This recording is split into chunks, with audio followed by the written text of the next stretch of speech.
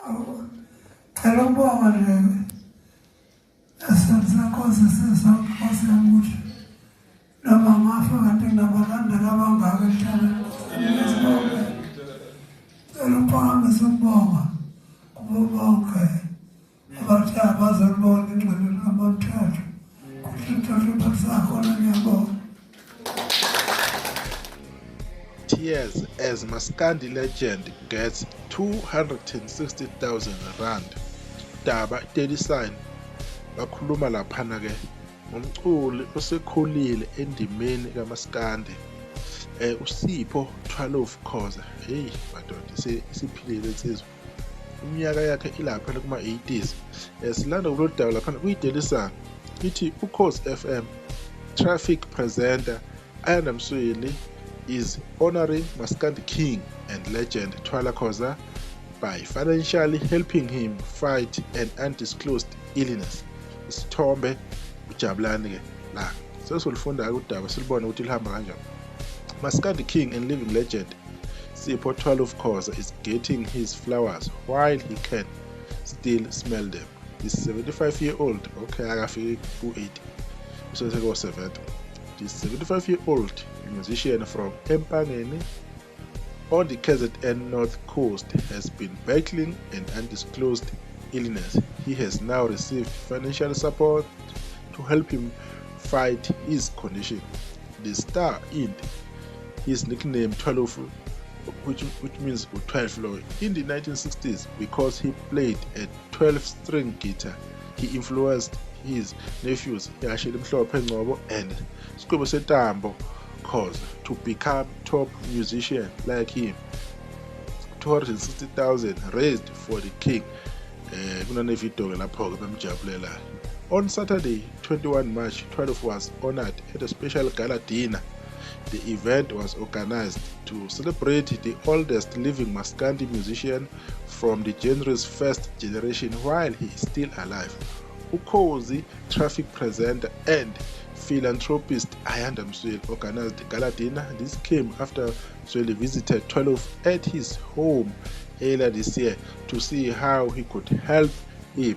Following the visit, Msweli knocked on different doors to ask for help for the living legend. During the gala dinner held at the Bonner Hotel in Empangeni, Msweli revealed that KZN Department of Sports, Arts and Culture funded the event with 200,000. The Tonjaneni local municipality pledged 20,000 and local business people donated 60,000. Msweli told the Daily Sun that the main purpose of honoring Thwalofu was because he saw that the musician was very unwell. We wanted to honor him and leave him with money at the end, and I'm happy that everything happened according to our plans. The KZN Department of Sports, Arts and Culture gave us 200,000 and people gave us 60,000. Thwalofu will have money to help him buy food while he's still battling with illness. It would not have been good to have never recognized our legend while he is still ill and do nothing. Msweli said, even if I die, I have fans. Thwalofu, who's also known as Inkuzi Mbongo, was struggling to speak because he is so unwell. I want to thank the nation. Even if I can die, I have fans on this earth, he said. Thwalofu's son, Zwelihle Khoza, told Daily Sun they are very happy their father was honored while he is still alive. We thank everyone who made this possible. We are thankful for this good thing that happened to my father in his last days, he said. Thwalofu's nephew Squebo, who is a multi-winning Maskandi musician, told Daily Sun they are very thankful to Msweli for helping their uncle. I was hesitant that this will happen, but because Msweli was brave, this was successful. What Msweli did for us was big.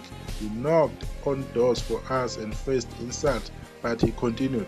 We wish that other musicians can also be helped because there are many musicians who are facing challenges, he said. The event was attended by Maskandi stars from Empangeni, Maqhinga and others who performed live for uThwalofu. Isho kanjalo-ke indaba laphana-ke ebhala kwi-Daily Sun. Bekunegala dinner-ke esempangeni lapho kade kuzosizwa ubaba uThwalofu ukuthi yena kube khona akutholayo.